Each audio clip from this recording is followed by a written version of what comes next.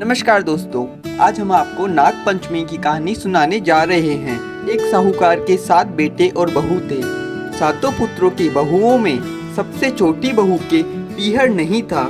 जब वह गर्भवती हुई तो उसका घेवर में मन लग गया।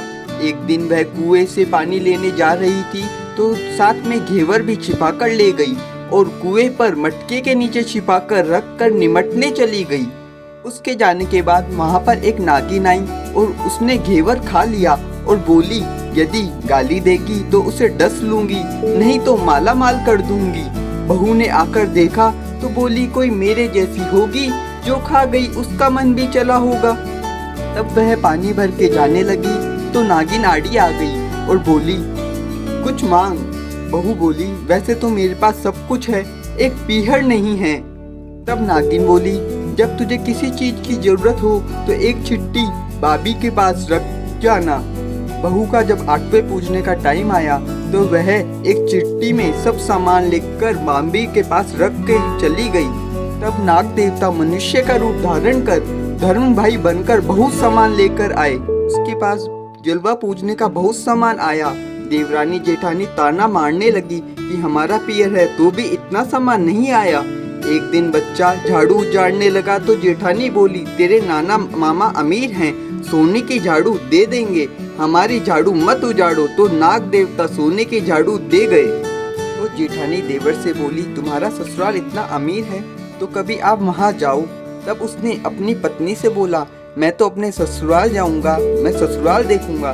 तो वह घबरा गई। उसने नागिन से विनती करी, हे नागिन माँ, तुम्हारे जमाई ससुराल आना चाहते हैं, सो क्या करूं? तब नागिन प्रकट हुई और बोली, झाड़ के नीचे 3 दिन के लिए महल बन जाएगा, सो तू जमाई को लेकर आ जाना और वहाँ से तीसरे दिन चली जाना। वहाँ 3 दिन के लिए महल बन गया। वह पति और बच्चे को लेकर गई। वहाँ पति की खूब आवभगत हुई। एक दिन नागिन अपने बच्चे के लिए दूध ठंडा कर रही थी। उसने कहा, माँ, आज मैं सबको मैं दूध पिलाऊंगी। तब नागिन बोली, बेटी, तेरे से नहीं होगा, यदि थोड़ा सा भी गर्म हुआ तो ये नाग तुझे डस लेंगे। तब उसने कहा, माँ, जैसा तू कहेगी वैसा ही करूँगी। तब वह दूध ठंडा करने लगी। इतने में बच्चे ने घंटी बजा दी और सब नाग आकर दूध पीने लगे। उनकी जीभ जल गई।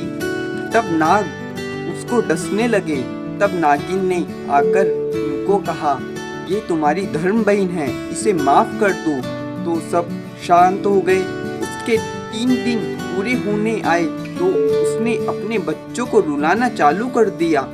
तब उसके पति ने उसको घर चलने को कहा। नागिन ने उसे बहुत दंड देकर विदा किया, किंतु उसे पति ने परीक्षा लेने के लिए वहाँ पर छाता और जूता छोड़ दिया और थोड़ी दूर जाने के बाद कहने लगा कि मेरा जूता और छाता वहीं भूल गया है, तो उसे लेने वापस चलो।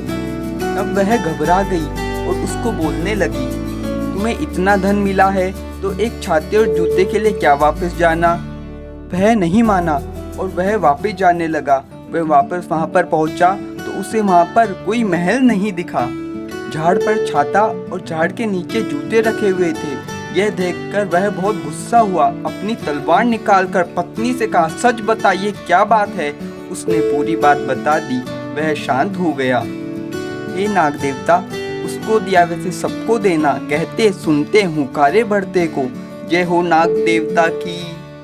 इसके बाद विनायक जी की कहानी जरूर सुने।